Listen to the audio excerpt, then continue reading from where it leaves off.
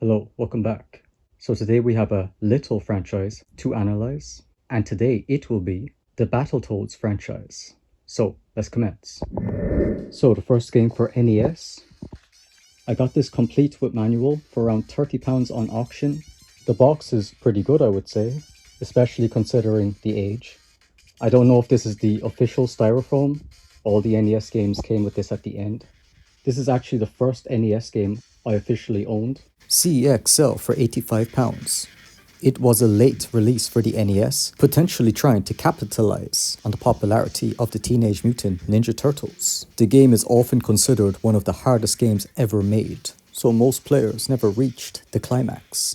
I feel this is the best game on the NES, and I would classify it as an 8-bit masterpiece. And I would only give that title to a handful of games from this time. Moving on to the Super Nintendo game.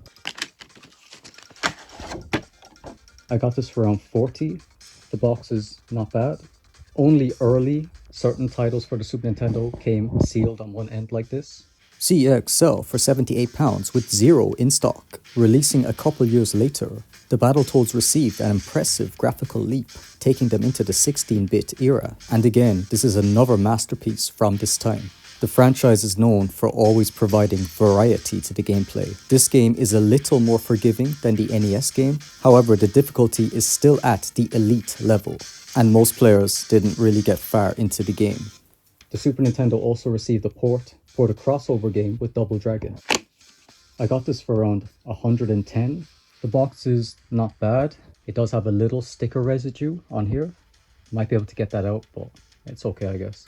CEXL at £160 with 0 in stock, and I feel the price has not been updated in quite a while, as it's very hard to find complete and usually sells for around double this price, and a lot more if it's in top condition.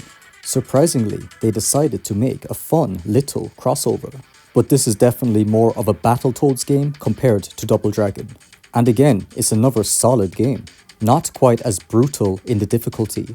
It's still a hard game, it's only easy in comparison to the others being some of the hardest games ever made. And again, this is a 16-bit masterpiece. The only flaw these games have is there is no 3-player option, as there was 3 Battletoads. The only game that did this was the arcade game, which objectively is the best Battletoads game, so another masterpiece.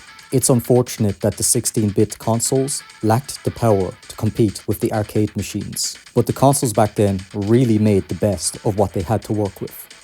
And yeah, I know the Double Dragon games are not actually Battletoads games, but since there was the crossover, I figured I would just include the Super Nintendo games as part of the set. So yeah, I just got Super Double Dragon. I actually paid around 50 to 60 for this, which is really cheap. I bought the cart for around 15 and then had to get the box and manual separate to make up the rest of the cost. The box could be better, a little bit of damage, but for the price, it was quite decent.